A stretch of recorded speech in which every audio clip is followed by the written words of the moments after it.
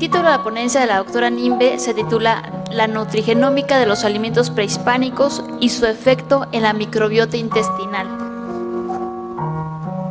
La doctora Nimbe realizó la licenciatura en bioquímica en la Facultad de Química de la UNAM, la maestría en Ciencias de la Nutrición en la Universidad de Wisconsin en Madison, el doctorado en el Instituto de Investigaciones Biomédicas de la UNAM, postdoctoral en el Departamento de Bioquímica del Roman Gray School of Medicine en Carolina del Norte.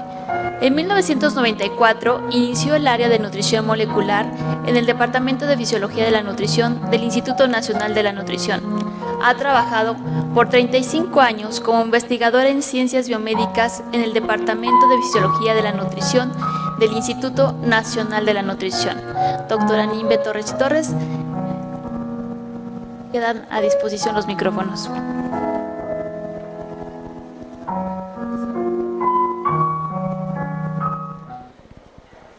Perfecto.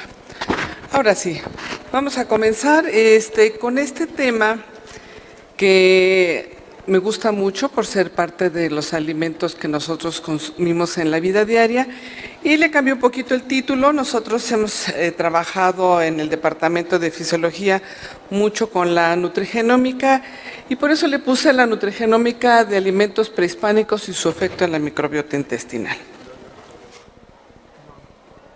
Vean ustedes que lo que nosotros generalmente conocemos de la nutrición es la epidemiología de la nutrición. ¿Cuántas personas con obesidad existen? ¿Cuántas personas con desnutrición? Esto es importante y seguirá siendo importante. Sin embargo, cuando la biología molecular llegó a los laboratorios de nutrición, se empezó a crear lo que ya conocemos como nutrición molecular. Posteriormente, ya con las definiciones del doctor Ordovás, esta nutrición molecular se dividió en dos áreas muy importantes, nutrigenómica y nutrigenética, y después con el objeto de alcanzar lo que es la nutrición individualizada, y lo que ahorita me estoy cuestionando, si vamos de regreso a la dieta prehispánica, y ahorita van a ver por qué. Vean que durante la evolución de esta nutrición se han ido incorporando conceptos como alimentos funcionales, prebiótico, microbiota y portafolios dietarios. Y posiblemente en un futuro podamos hacer una combinación también de alimentos funcionales.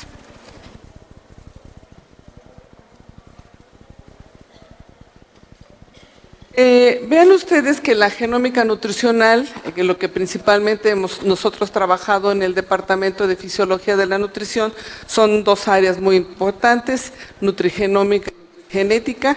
La nutrigenómica estudia los mecanismos de acción de los nutrimentos y el efecto de los nutrimentos sobre el transcriptoma, o sea, todos los genes que se están expresando, sobre el efecto de los nutrimentos sobre el proteoma, qué proteínas se están formando después de que yo consumo un alimento, y el efecto de los nutrimentos sobre el metaboloma, todos los metabolitos que nosotros vamos formando en nuestro cuerpo después del consumo de un alimento. Y la nutrigenótica estudia el efecto de la variación que modifica la absorción, la utilización, la tolerancia e inclusive el requerimiento de elementos o nutrimentos. A pesar de que tenemos de 20 a 25 mil genes, en cada uno de los genes podemos tener pequeñas variaciones en nuestro genoma, y esas pequeñas variaciones en nuestro genoma van a hacer que nosotros absorbamos de una manera particular, utilicemos, toleremos, o inclusive el requerimiento de los alimentos sean diferentes en cada uno de nosotros. Ahora, ¿cómo saber si un alimento tiene un efecto en la salud? Esto es muy importante. Ya las nuevas regulaciones nos piden que tengamos, vean ustedes, antes de que empecemos, todos los nutrimentos que nosotros consumimos en el desayuno, en la comida, en la cena, van a servir como señales. Estos se van a incorporar al interior de la célula y se van a unir a diferentes factores de transcripción que desde el punto de vista de nutrición se denominan los sensores de los nutrimentos. Entonces van a ver que tenemos una serie de señales continuamente durante todo el día que van a estar activando, reprimiendo estos factores de transcripción, y que estos factores de transcripción a su vez se van a unir a regiones específicas del DNA, a regiones dentro de estos 25 mil genes, y esto es lo que nos va a traer un equilibrio entre lo que es la salud y la enfermedad. Ya las nuevas regulaciones nos piden que tengamos una evidencia científica muy fuerte, que tengamos estudios in vitro, estudios en animales y estudios clínicos. Muchos investigadores se quedan en los estudios in vitro y hacen cultivos de células con algún nutrimento, algún compuesto, y dicen que un alimento ya tiene una actividad antiobesogénica, cancerigénica. Entonces, eso no se puede decir a este nivel. Nosotros tenemos que posteriormente hacer los estudios en animales. ¿Por qué son importantes los estudios en animales? Porque aquí yo puedo ver el efecto que tiene un nutrimento en el corazón, en el hígado, en el tejido adiposo, en el músculo, y esto obviamente no lo puedo hacer en humanos. Posteriormente pasa al siguiente nivel, que son los estudios clínicos, que estos estudios muchos investigadores ya no llegan a esta parte porque son muy caros. Los humanos no se portan tan bien como las ratitas. Ellos generalmente comen lo que no deben de comer, entonces es un poco complicado, pero se debe llegar a este nivel. Ahora, vamos a ver, ¿cómo puedo empezar a estudiar un alimento?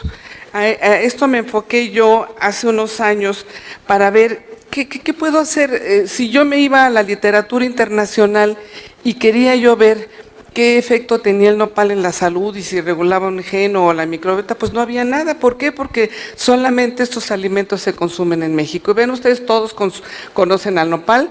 Es muy interesante, solamente aporta 27 kilocalorías por 100 gramos, pero ¿qué nos dice el alimento? Vean ustedes que tiene ácidos fenólicos, flavonoides, vitamina A, vitamina C, fibra soluble, el mucílago y la peptina. El mucílago es la babita del nopal, por favor no se la quiten cuando se lo coman, la pectina, la fibra insoluble. Entonces, todos estos grupos que ven aquí, estos grupos hidroxilo, que tienen acá la vitamina y todos estos flavonoides y fenólicos, nos dicen que probablemente este alimento tenga una actividad antioxidante, y también la fibra soluble y la fibra insoluble nos puede decir que tiene una actividad prebiótica. Entonces, por eso quise yo estudiar este alimento. Ahora, lo primero que hice fue ver el contenido de polifenoles. ¿Se acuerdan que en las estructuras tenemos ahí polifenoles en nopal? Y vean ustedes que cuando yo lo consumo crudo, tiene una actividad de polifenoles, tiene un nivel normal, podríamos decir. Cuando yo le enjuago y le quito toda la babita, empieza a bajar. Pero vean ustedes que cuando yo consumo el nopal al vapor por 10 minutos, empiezan a aumentar ligeramente el contenido de polifenoles. Entonces quiere decir que un ligero calentamiento puede hacer más disponibles estos polifenoles. Y es muy importante que el nopal cocido por no más de 10 minutos aumenta la disponibilidad de polifenoles en nopal. Entonces, si yo después los cozo, los pongo en agua y les pongo no sé qué tantas cosas, que la monedita de cobre y el bicarbonato, echo a perder el alimento. Entonces, y además empiezan a disminuir el contenido de polifenoles totales. Ahora, ¿cuánta vitamina C tiene el nopal? Verán qué interesante. El nopal crudo tiene una buena cantidad de vitamina C. Cuando lo enjuago y le quito también todo, empieza a disminuir esta vitamina C. Si yo lo caliento por más de 10 minutos, empieza a disminuir significativamente las concentraciones de vitamina C. Vean que el nopal crudo tiene aproximadamente 25 miligramos de vitamina C por 100 gramos de producto. La recomendación es de 75 a 90, por lo cual el nopal es una buena fuente de vitamina C, ya que cubre aproximadamente el 25% de la recomendación. Es muy importante, lo pueden ustedes comer crudo. Claro, si lo calientan demasiado, pues ya pierde esta vitamina C. Ahora, vamos a ver este concepto. ¿Se acuerdan que durante el proceso de la evolución de la nutrición se fueron incorporando conceptos como alimento funcional? Este concepto de alimento funcional se creó como en los 80 por Japón, cuando vieron que había varios problemas de salud fuertemente en Japón. Entonces empezaron a estudiar más alimentos y les dieron una denominación muy especial que cumpliera diferentes requisitos. Este es un resumen de la definición dada por la American Dietetic Association, Canadá, Europa y Japón, y son alimentos que, además de aportar un valor nutricio, proveen beneficios específicos sobre la salud o reducen el riesgo de enfermedades crónicas. Entonces es muy importante que, además de que aporten un valor nutricio, proveen un en beneficio específico. Así dice la definición y esto lo tenemos que demostrar. Vean ustedes, aquí les pongo un ejemplo porque alguien me decía que todos los alimentos son funcionales. Vean ustedes, no es lo mismo indispensable que alimento funcional. Un nutrimento esencial como la vitamina C, pues si nosotros tenemos deficiencia de este nutrimento, pues nos va a ocasionar una enfermedad que es el escorbuto y en casos más extremos la muerte. Sin embargo, la soya, que ya oyeron al doctor Tobar previamente, tenemos mucha evidencia científica que demuestra que el consumo de soya tiene un efecto benéfico sobre la salud. Hay mucha evidencia científica, por lo cual se considera un alimento funcional. ¿La podemos o no la podemos consumir? No nos va a pasar nada, pero sabemos que tiene un beneficio benéfico para la salud. Ahora, cuando yo estaba estudiando en Nopal, como les comentaba, sí hay mucha literatura histórica acerca de este alimento y se habla de que el nopal curaba la diabetes. Entonces yo dije, ¿cómo que los alimentos no pueden curar las enfermedades? Nos pueden ayudar al control de las enfermedades. Entonces lo que yo veía mucho en la literatura es que el nopal tenía un efecto antidiabético. Entonces dije, bueno, vamos a medir el índice glucémico y el insulinémico del nopal y vean ustedes que en efecto aquí está cuando yo consumo el índice glucémico se determina como la norma oficial internacional lo pide en sujetos sanos, normales, y se les dan 50 gramos de azúcar, de glucosa, y vean cómo aumenta rápidamente la glucosa y baja, pero cuando yo le doy 50 gramos de hidratos de carbono provenientes del nopal, el área bajo la curva es significativamente menor. Y el índice glucémico del nopal es de 36.5, que se le considera un índice glucémico bajo. Y aquí es muy interesante, vean ustedes que con la insulina pasa algo similar que con la glucosa, pero los valores son significativamente más bajos cuando yo consumo 50 gramos de hidratos de carbono proveniente del nopal que cuando yo consumo la glucosa. Entonces, por eso se recomienda en pacientes con diabetes tipo 2 para disminuir los picos postprandiales de glucosa, que eso es muy importante. Ahora, ¿por qué se considera al nopal un alimento funcional? Acuérdense que la definición debe decir que además de su valor nutricio, tiene que tener un efecto benéfico por la salud. Entonces vemos aquí que tiene un índice glucémico bajo, un índice insulinémico bajo, y un hallazgo que encontramos aquí muy interesante fue que el consumo de nopal casi no modifica las concentraciones de una incretina, de sus siglas en inglés glucose-insulinotropin peptide.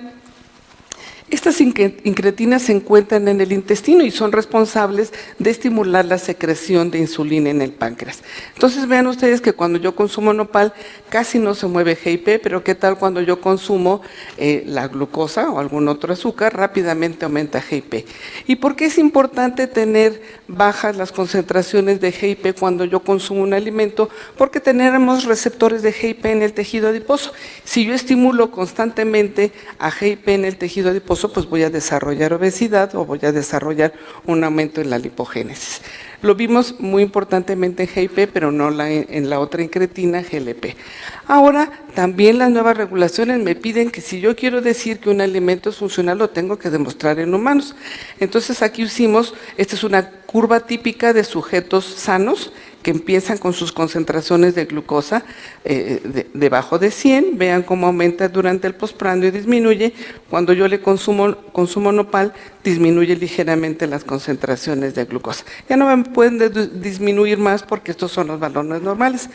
Pero ¿qué pasa cuando yo le doy el nopal a un paciente con diabetes tipo 2? Es una curva típica de un paciente con diabetes tipo 2, empiezan las concentraciones de glucosa arriba de 100 miligramos por decilitro, aumentan en el postprandio, pero ya no regresan a los valores normales. Sin embargo, cuando yo añado al nopal en una guarnición en estos pacientes con diabetes tipo 2, disminuyen aproximadamente de 30 a 40 miligramos las concentraciones de glucosa, disminuyen los picos postprandiales de glucosa. ¿Y por qué es muy importante disminuir los picos postprandiales de glucosa?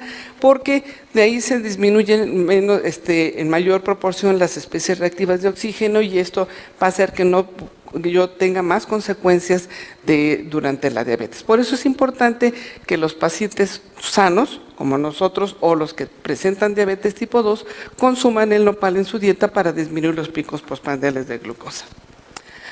Ahora, La siguiente pregunta era el nopal. Ya sabemos que es un alimento funcional, ya se los demostré. Ahora, ¿podrá tener una actividad prebiótica? Vamos a ver qué es un prebiótico.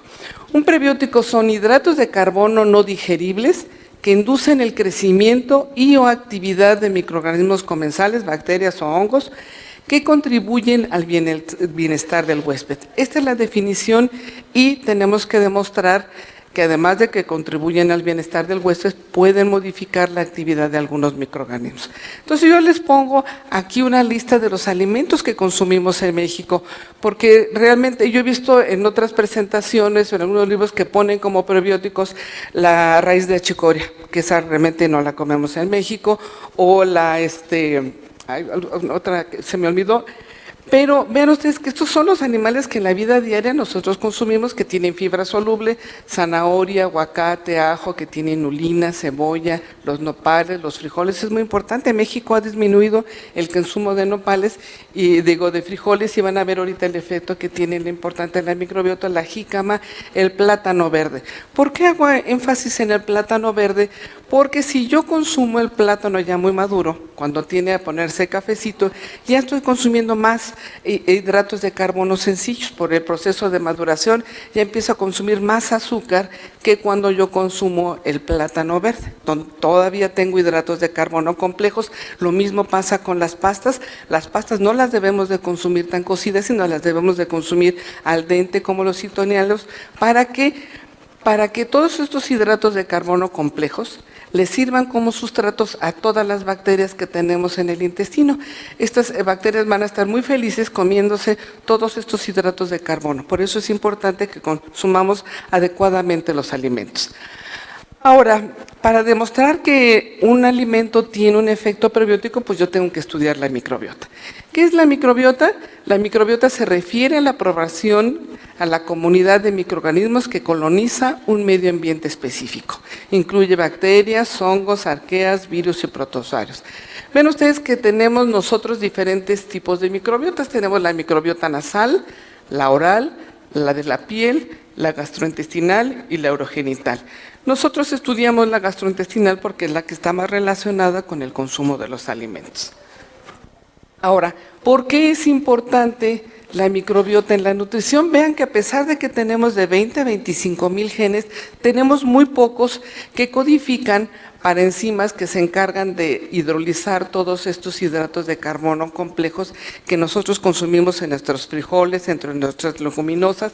Entonces, si este es el intestino, aquí van a habitar una serie de bacterias que se van a encargar de romper todos esos hidratos de carbono. Por eso es importante que tengamos una microbiota saludable para hidrolizar todos estos polisacáridos de las plantas, del mismo moco intestinal, también de los glucanos de los microbios o de algunos oligosacáridos de la leche. Entonces vamos a ver esto. A mí al principio yo veía que la gente se quedaba con un poquito de duda, ¿cómo es que las bacterias hidrolizan esto? Entonces vean, si aquí tiene una persona, este es su intestino, y dentro de este intestino van a vivir toda una serie, aproximadamente 1000 especies diferentes, y cada una de esas especies tienen su DNA, diferentes genes que van a codificar para enzimas que hidratan hidratos de carbono que están contenidos en todos sus alimentos. Entonces vean que cuando yo como voy a estar consumiendo todos estos hidratos de carbono complejos,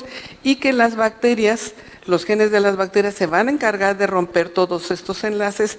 ¿Para qué? Para formar ácidos grasos de cadena corta, principalmente el butirato, el propionato o el acetato. Ahora, la siguiente pregunta, ¿cómo está la microbiota cuando yo consumo nopal? Entonces vean, una de las cosas interesantes de la microbiota es de que también nos han forzado a meternos un poquito más a la parte de la bioinformática, porque estas gráficas se tienen que empezar a utilizar más para poder entender el efecto de un alimento en la microbiota. Esta es una gráfica de alfa diversidad que nos dice qué tanta diversidad tiene un grupo. Por ejemplo, este es el grupo control. Vean que tiene una diversidad, podríamos decir que alta. Pero ¿qué pasa cuando yo consumo una dieta alta en grasa saturada y azúcar? La diversidad de las bacterias baja. Pero ¿qué pasa cuando yo le añadí el nopal a la dieta? un solo alimento puede aumentar la diversidad de las bacterias. ¡Qué interesante! Entonces, estas gráficas de componentes principales lo que nos dice es qué tan diferentes son los grupos. No nos dicen si las bacterias son malas o son buenas, solamente nos dicen que las microbiotas van a ser diferentes. Por ejemplo, vean aquí la microbiota del grupo control. Podríamos decir que es la adecuada, pero vean la microbiota de los grupos que fueron alimentados con una dieta alta en grasa saturada y azúcar. Las microbiotas son muy diferentes, pero ¿qué pasa cuando yo empiezo a añadir al nopal en la dieta? La microbiota ya se empieza a parecer a la microbiota de los sujetos controles. Entonces es muy interesante cómo un alimento puede modificar importantemente la microbiota. Ahora, nosotros utilizando ahora ya la nueva tecnología, utilizamos el secuenciamiento del gen 16S ribosomal utilizando la plataforma de MySeq, y con esto nos puede decir qué especies se van modificando con el consumo de un alimento. Este es nuestro grupo control. Todos estos barritas en colores diferentes nos indica la abundancia de bacterias específicas, pero vean ustedes que la microbiota control es muy diferente de la microbiota que fueron de los que fueron alimentados con nopal.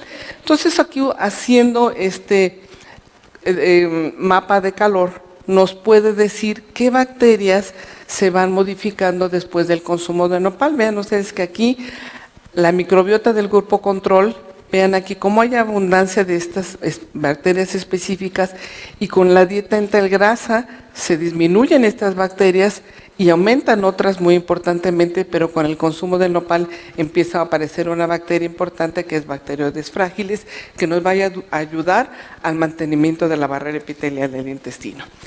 Otro de los parámetros que medimos aquí es el lipopolisacárido. Vean ustedes que cuando hay un desequilibrio en la microbiota intestinal aparecen a cierto tipo de bacterias que son las bacterias gram negativas. Estas bacterias gram negativas tienen la característica que tienen en su pared celular un lipopolisacárido que es altamente antigénico. Este lipopolisacárido atraviesa la barrera epitelial y después se va a la circulación ocasionando lo que se denomina endotoxemia metabólica y nos produce inflamación en el hígado, en el cerebro, en el tejido adiposo. Entonces nosotros medimos el lipopolisacárido. Vean ustedes aquí nuestro grupo control. Cómo está el lipopolisacárido bajo. Esto lo vemos en sujetos también, en los humanos, y también lo vemos en los animalitos. El lipopolisacárido debe de ser muy bajo, pero ¿qué tal cuando les damos una dieta alta en grasa saturada y azúcar? El lipopolisacárido sube hasta 2000 veces. Aquí lo tuvimos que poner en logaritmo para que no se fuera la escala hasta por acá, pero el lipopolisacárido aumenta. Es una inflamación de bajo grado que ustedes no la ven, nosotros que la tenemos que determinar por este lipopolisacárido, pero ya por eso actualmente la obesidad se considera como un estado crónico de inflamación. ¿Y qué pasa cuando yo consumo el nopal? Empieza a bajar esta inflamación. Estos animalitos consumieron el nopal por un mes y vean cómo empieza a bajar rápidamente el lipopolisacárido. Esta incretina, que es GIP, acuérdense que se secreta en las células epiteliales del intestino, está muy alta durante el proceso de obesidad, sin embargo empieza a disminuir significativamente cuando consumo el nopal. Y aquí a los animalitos les hicimos una curva de tolerancia a la glucosa. Vean ustedes que ya los animales después del periodo de obesidad ya tienen intolerancia a la glucosa, ya no bajan las concentraciones a sus valores normales. Aquí está la curva, pero vean que nuestro nopal está como por acá. Entonces quiere decir que el consumo de nopal realmente tiene varios efectos benéficos para la salud y disminuye la intolerancia a la glucosa. Entonces, resumiendo, esto es un trabajo muy grande, pero les voy a resumir aquí lo que encontramos del nopal. La adición del nopal disminuye la disbiosis de la microbiota intestinal. La disbiosis es un desequilibrio en la microbiota intestinal. Entonces, disminuye el desequilibrio de la microbiota intestinal, disminuye este lipopolisacárido, que a su vez disminuye la endotoxemia metabólica en el hígado, en el tejido adiposo, inclusive en el cerebro. Esto es muy interesante. Disminuyen estos TOILA receptor que se encargan de la liberación de citocinas inflamatorias que nos causan resistencia a la insulina, pero el consumo del nopal no la disminuye y por lo tanto no disminuye la intolerancia a la glucosa. Por otra parte, al disminuir GIP, esta incretina, disminuye la secreción de insulina. Recuerden que los factores de transcripción son los sensores de algunas señales como la insulina. SRBP1 es un factor que está regulado por la insulina y al disminuir la insulina baja este SRBP1 que está involucrado en la lipogénesis y en la síntesis de triglicéridos y por lo tanto pues nos disminuyen los triglicéridos. Entonces esto es cómo trabajamos nosotros un alimento en el laboratorio, cómo hacemos la parte de nutrigenómica y microbiota para realmente dar una información verídica al consumidor y que ustedes puedan consumir adecuadamente los alimentos.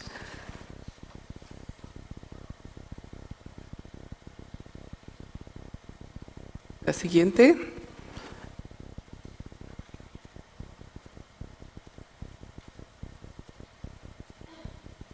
Ahí está.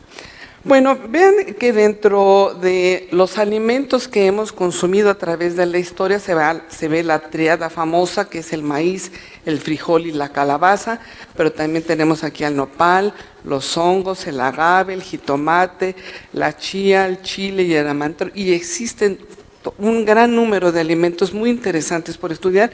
Yo les voy a mostrar un poquito de lo que hemos estudiado del frijol, del maíz, de los hongos todavía no, del nopal ya vimos algo, el agave y la chía. Entonces, fíjense que en la dieta prehispánica consumíamos una dieta muy alta en fibra. Aproximadamente actualmente los mexicanos consumen 10 gramos de fibra al día. En aquel entonces se estima que se consumían de 50 a 100 gramos de fibra, principalmente en algunas comunidades de Chihuahua, se ve que se consumían unas dietas altas en fibra. Esto viene dado por el nopal, los frijoles principalmente, los hongos, la chía, las tortillas y algunas otras hierbas. Teníamos una proteína principalmente de origen vegetal, frijoles y maíz, y poca de origen animal, que lo consumíamos principalmente en fiestas o eran para la nobleza, el guajolote, el conejo, el venado, el pato y el pescado. Una dieta alta en ácidos grasos poliinsaturados, principalmente los ácidos grasos omega 3 que se encontraban en las semillitas de chía, omega 6, DHA y EPA, que son ácidos grasos de cadena larga en las semillas de calabaza, y era una dieta muy baja en grasa saturada. También consumíamos más antioxidantes, jitomate, que vienen en el jitomate, en el nopal, en la vainilla, muy importante, en los chocolates también, en el chile, y utilizábamos como edulcorantes naturales miel de abeja o miel de maguey. Entonces vamos a empezar aquí con esta semillita de chía, que es muy rica, los aztecas lo utilizaban mucho en las travesías largas como fuente de energía. Vean que aquí medimos la actividad, el contenido de diferentes ácidos grasos de diferentes regiones del país y vemos que tiene principalmente ácido linolénico. Cuando medimos nosotros qué genes estaban regulados por la semillita de chía, vemos que tiene una actividad muy baja de SRBP1 y también de su gen blanco en la sintasa de los ácidos grasos. ¿Y esto qué nos quiere decir? Ven ustedes que cuando yo consumo mi semillita de chía, esta entra a la célula. Es muy interesante cómo los nutrimentos pueden regular diferentes factores de transcripción. Vean aquí que activa este factor de transcripción PIPAR-alfa que está involucrado en la oxidación de ácidos grasos para que no se nos acumule esa gratita en la llanta, pero también inhibe otros factores de transcripción como SRBP1 que está involucrado en la lipogénesis. Entonces, por eso las nutriólogas deberían decir que su semillita de chía aumenta PIPAR-alfa, disminuye SRBP1, aumentan CPT1 que está involucrado en la oxidación de ácidos grasos, disminuye la lipogénesis y por eso el consumo de la semillita de chía nos ayuda a disminuir los triglicéridos. Esto es importante, por eso nos gusta mucho estudiar los mecanismos de acción de los alimentos. Ahora, el hecho de que la semillita de chía tenga un efecto benéfico para la salud no quiere decir que yo me consuma una taza de semilla de chía, se debe consumir máximo una cucharada y media de semillita al día. También aquí vimos, esto ya fue en humanos, en los cuales se les dieron 28 gramos, 25 gramos de chía. Ven ustedes que la chía es una semilla que tiene una cantidad adecuada de proteína, de grasa, 7.6, pero acuérdense que principalmente tiene ácido linolénico y 11.1 gramos de fibra, entonces es una buena fuente de varios nutrimentos, por eso yo creo que los aztecas lo utilizaban cuando tenían largas caminatas. Vean ustedes que estos pacientes que tenían algunos parámetros del síndrome metabólico, cómo empieza a bajar el área bajo la curva. Aquí es muy interesante, en los humanos ya se ven diferencias entre hombres y mujeres, pero empezamos a ver cambios significativos en algunas especies bacterianas que no las alcanzo a ver, pero que son importantes. Ahora, yo me preguntaba, actualmente nos hablan mucho de consumir salmón y vino tinto y aceite de oliva, pero realmente eso no consumía nuestra gente en la época prehispánica, realmente, y nos dicen que los debemos de consumir, y entonces ustedes se preguntan cómo le hacían estas personas para rellenar sus requerimientos de ácidos grasos de cadena larga. Pues lo que hemos visto que estos ácidos grasos de cadena larga, como el DHA y el EPA, estaban en algunas semillitas. Ven ustedes que la semilla de chía tiene ácido palmítico, ácido esteárico, ácido leico, principalmente ácido linolénico, y vean que la semilla de calabaza tiene principalmente ácido leico y también interesantemente, aunque son bajas concentraciones, pero tiene ácidos grasos de cadena larga como el EPA y el DHA. Entonces probablemente los orígenes de estos ácidos grasos de cadena larga venían en las semillas de calabaza, por ejemplo. Ven ustedes que aunque la recomendación de la ingesta diaria es de 500 miligramos de estos dos ácidos grasos de cadena larga, en las semillitas, por ejemplo, aquí de calabaza tienen 133 miligramos de DHA y EPA, son cantidades significativamente que en el salmón, pero como les comentaba, el salmón no se da en México, el salmón que consumimos principalmente es de Chile, Canadá o Noruega, sí tiene más altas las concentraciones de DHA, pero el requerimiento de DHA en el cerebro es muy bajito. Entonces probablemente nuestros antepasados consumían y llenaban los requerimientos de estos ácidos grasos de cadena larga a través del consumo de semillas. Otro de los alimentos que también hemos estudiado y que es muy interesante es el frijol. Vean ustedes que el frijol en su cascarita tiene flavonoides y saponinas, entonces les dan este color negro al frijolito, y hemos visto que el consumo de estos extractos de saponinas principalmente disminuyen importantemente el colesterol y los triglicéridos.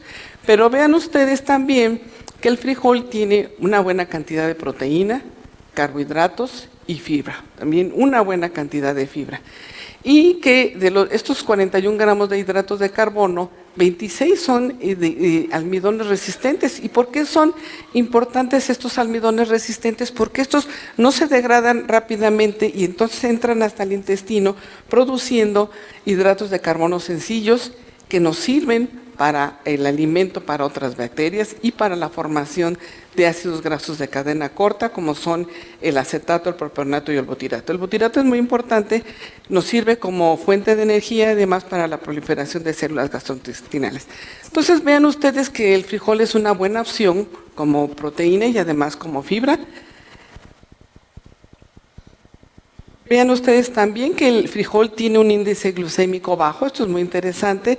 Aquí les dimos 50 gramos de hidratos de carbono provenientes de nopal a personas sanas y vean cómo el área bajo la curva es muy baja con respecto a que si yo consumiera 50 gramos de glucosa o la tortilla. Por eso es importante que esta combinación de frijoles con tortilla nos ayuda a disminuir el índice glucémico de las tortillas. Si comen tlacoyitos, por favor que sean 2/3 aproximadamente de frijol con respecto a la tortilla para que no aumenten tanto las concentraciones de glucosa. Ahora, aquí hay algo muy interesante que nos llamó mucho la atención. Vean ustedes que aquí en colaboración con la UNAM, hicimos este trabajo. Una doctora quería ver el efecto de la proteína del frijol y yo quería ver todo el frijol cocido. Vean ustedes aquí que las concentraciones de glucosa bajan con el concentrado de frijol o el frijol entero, pero con la dieta alta en grasa aumentan las concentraciones de glucosa, de colesterol y de triglicéridos. Sin embargo, vean ustedes que cuando consumo ya sea el concentrado o el frijol entero, me disminuyen las concentraciones de glucosa, de colesterol y triglicéridos. Aquí este fue un experimento muy interesante al cual se le denominó un reto metabólico. ¿Qué pasa si yo tengo toda mi vida consumiendo frijol y de repente me como unas carnitas y todo eso? ¿Qué pasa con esto? Vean ustedes aquí que los animalitos que consumían una dieta alta en grasa toda su vida y de repente le dimos un reto metabólico con glucosa intraperitoneal, rápidamente sube la glucosa. Pero los que consumieron por toda su vida frijol, no pasa esto. Entonces esto quiere decir que probablemente el consumo de frijol tenga un efecto en la microbiota intestinal y que me ayude a que no me suban rápidamente las concentraciones de glucosa. Este es un hallazgo muy interesante. Aquí lo comprobamos con el Western blot. Vean ustedes que el consumo de frijol mantiene la sensibilidad a la insulina. ¿Por qué? Vean ustedes que cuando yo consumo una dieta alta en hidratos de carbono, pues se dispara la insulina, aumenta, estimula el receptor de insulina, aumenta el sustrato del receptor de insulina, se fosforila, esto también fosforila la KT. ¿Para qué? Para que estas vesículas que contienen al GLUT4 se puedan liberar a la membrana. Aquí está el transportador de glucosa y entonces entra la glucosa.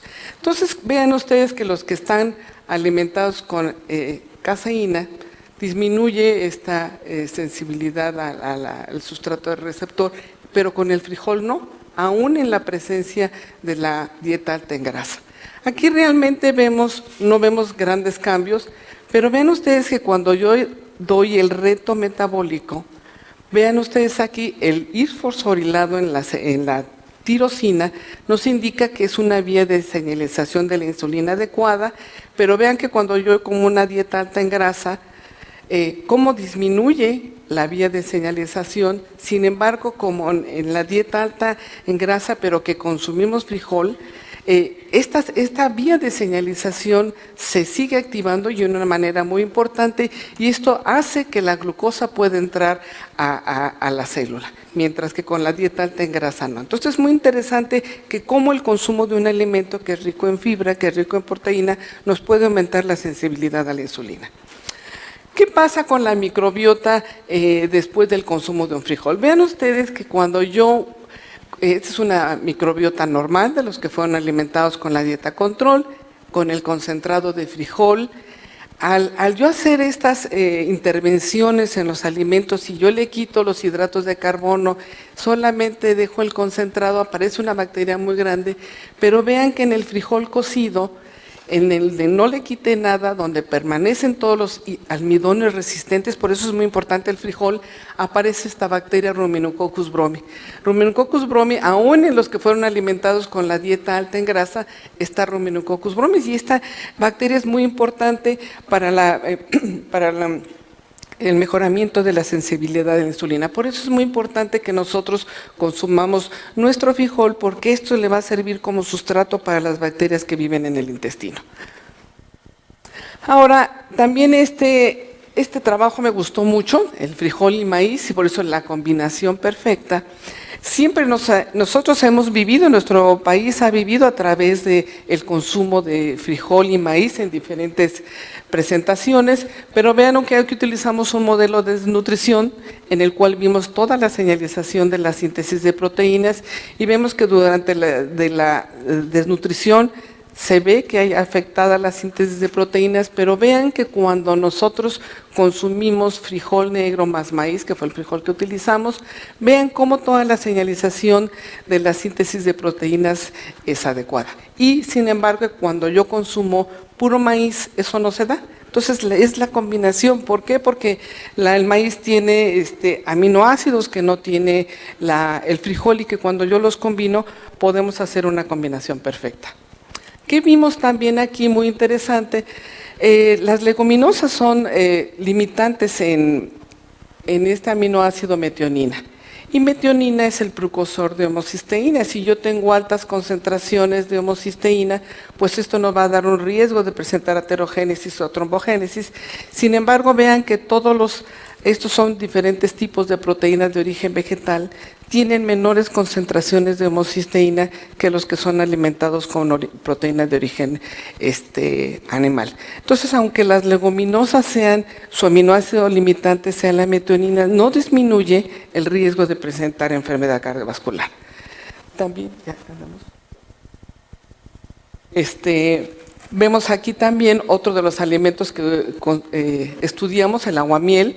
Vean que tiene un índice glucémico bajo, modifica importantemente la microbiota intestinal, y una de las bacterias que vimos aquí que aumentaba con el consumo de aguamiel fue la Akkermansia mucinífila. Entonces les voy a decir por qué es importante la Akkermansia mucinífila. Ay, espérenme, ahorita se las voy a mostrar, aquí está.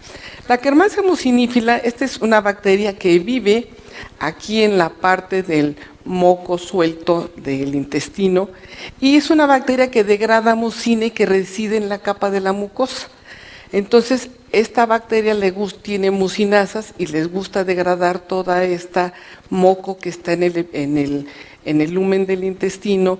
¿Y para qué? Para que dar nutrimentos y estimular el crecimiento y la actividad metabólica de bacterias que colonizan cerca de la capa de la mucosa. Entonces, por eso es muy importante para nosotros ver un aumento en Akkermansia mucinífila, porque esta Akkermansia es una bacteria buena que nos va a ayudar para que crezcan otras bacterias buenas para nosotros. Nos vamos a ir un poquito más rápido porque creo que ya estoy sobre el tiempo.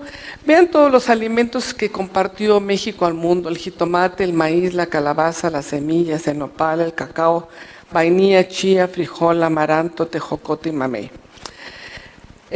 Aquí una de las cosas es cuando también estaba yo estudiando el nopal y pues me voy a las tablas internacionales y pues no está la actividad antioxidante. Hay de otros alimentos y nos han dicho que las manzanas y los frutos rojos tienen actividad antioxidante, pero vean ustedes que aquí aparecen alimentos mexicanos como la vainilla, la cocoa, el nopal, los chocolates chapanecos, que tienen alta actividad antioxidante, inclusive tienen mayor actividad antioxidante que otros chocolates, por ejemplo los alemanes. Entonces es muy importante que consumamos estos alimentos. Recuerden que la mejor opción para consumir chocolate debe de tener al menos 70% de cacao para que tenga una buena actividad antioxidante. Aquí medimos la actividad antioxidante de la dieta tradicional mexicana, que era a base de frijol, maíz, jitomate, pepita de calabaza, semilla de chía y nopal. Vean que la actividad antioxidante que consumían los prehispánicos, nuestros antepasados, tenía 10 veces más actividad antioxidante de lo que la dieta que estamos consumiendo actual. Entonces es importante que sepan qué alimentos pueden consumir y que tienen un beneficio para la salud. Vean ustedes, aquí es el aporte, la actividad antioxidante de los diferentes alimentos: el maíz, el jitomate, la chía, la semilla de calabaza, el nopal.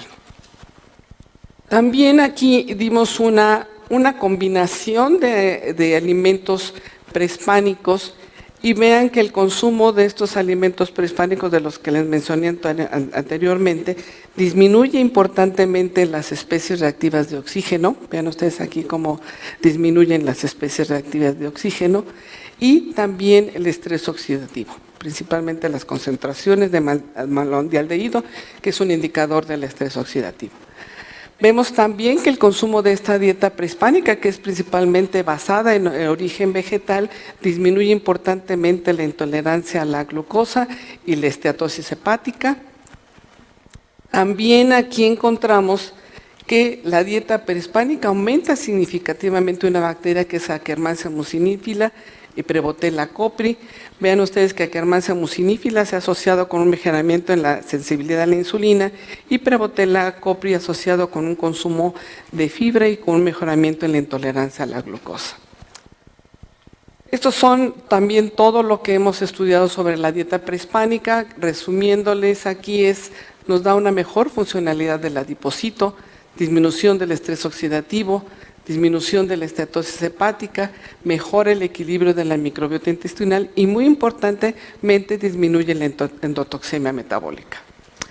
Por último, les voy a hablar un poquito rápidamente de la miel de abeja.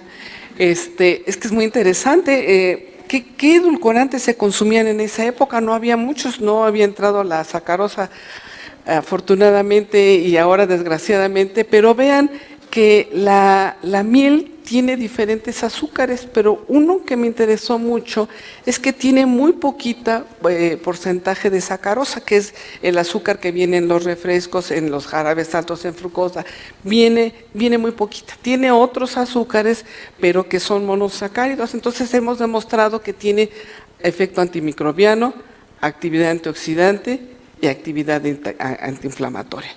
Algo que encontramos, nos vamos a pasar esta, muy interesante, aquí promueve diferentes tipos de edulcorantes, desde artificiales hasta naturales. Vean ustedes, cuando yo consumo sacarosa, cómo aumentan los triglicéridos, el colesterol y el colesterol LDL. Esta es la sacarosa, es en la que viene principalmente en las bebidas azucaradas que nosotros consumimos, pero vean que cuando yo consumo mieles de abeja, principalmente puras, cómo me disminuyen los triglicéridos, el colesterol y el colesterol LDL.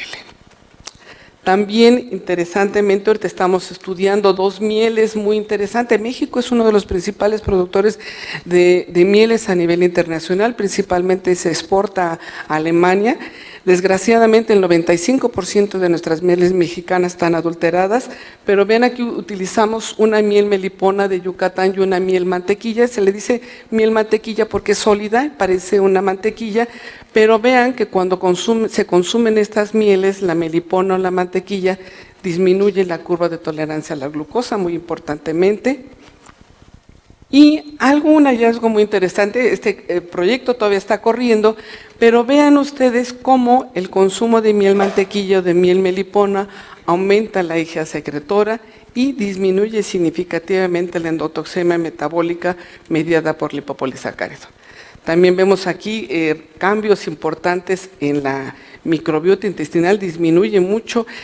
Esto es un hallazgo muy interesante, la miel caro que le decían que no es miel, es un jarabe alto en fructosa, realmente tiene una microbiota con un alto contenido de estas bacterias, sin embargo el consumo de miel como la miel melipona disminuye significativamente esta bacteria.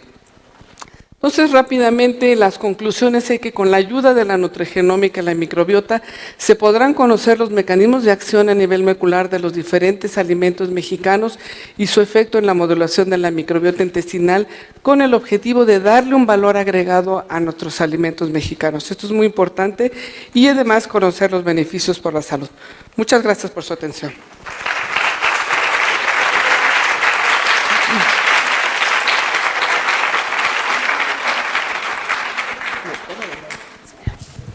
Muchas gracias. Pues somos muy afortunados a tener una amplia gama y acceso a alimentos funcionales. Tengo dos preguntas. En cuanto al nopal, ¿es igual comerlo asado, hervido, triturado como en un jugo o en una tortilla de nopal? Y la segunda, una mujer embarazada… Vamos primero a la primera. A ver, la primera. Yo también me hice esas preguntas y nosotros utilizamos diferentes preparaciones del nopal, liofilizado, deshidratado, al vapor, cocido en agua o crudo. El crudo es una buena opción porque tiene buenas cantidades de vitamina C. Por favor, no le tiren la babita. Si se quieren tomar un licuado, háganlo con el nopal, principalmente los chiquitos que tienen más fibra soluble. Si lo van a cocer, por favor al vapor, no más de 10 minutos para que conserven los polifenoles y la vitamina C. Y también está la forma de deshidratada, nosotros lo utilizamos mucho para nuestras intervenciones dietarias, pero el nopal no debe de ser deshidratado a temperaturas más altas de 50 grados centígrados porque pierde varias de sus propiedades. Y la otra… La siguiente, una mujer embarazada que consume nopal, ¿los beneficios repercutirían en el producto gestante? Esa es una buena pregunta, pero no lo hemos hecho. No sabré decirte, pero sí te puedo decir que la persona, la mujer va a estar consumiendo una cantidad adecuada de fibra soluble, de fibra insoluble y también de vitamina C y de vitamina A. Otra última. El cambio en la microbiota, ¿por cuánto tiempo? Aquí preguntan que por cuánto tiempo han seguido a sus pacientes en sus estudios. Mira, en los pacientes es difícil porque a pesar de que les damos una infografía, les damos el tubito para recolección de heces y obtención y el aislamiento del DNA, nosotros podemos hacer el seguimiento máximo 2 meses y medio para tener un buen apego a la combinación de los alimentos funcionales. Y empezamos a ver cambios importantes en bacterias, en los humanos, que son diferentes un poquito de los animales, principalmente en Faecalibacterium pramnici, Akkermansia mucinífila y creo que son las dos principales que vemos. Entonces, pero sí, generalmente si yo como un alimento, probablemente mañana yo vea un cambio en la microbiota, pero ese cambio no va a ser tan estable que si yo como un alimento por aproximadamente más de 2 meses, entonces ya empiezo a ver cambios más importantes en la microbiota. ¿Aquí en el público tienen alguna pregunta? ¿Tenemos tiempo para una pregunta? Ahorita le acercan el micrófono. ¿Qué tal? Gracias, doctora. Me surgía la duda viendo la gráfica de la chía, acerca de la especie de chía y el tiempo de cosecha de la chía, si pasaba lo mismo con el nopal. Esa es la primera pregunta, si hay un tiempo de cosecha ideal, un tiempo para consumirlo ideal o una especie ideal de... Sí, mira, de variedades del nopal, por lo que yo he visto a través de la historia, hay muchas variedades de nopal. Entonces tú vas a ver cambios en el porcentaje de fibra soluble y fibra insoluble.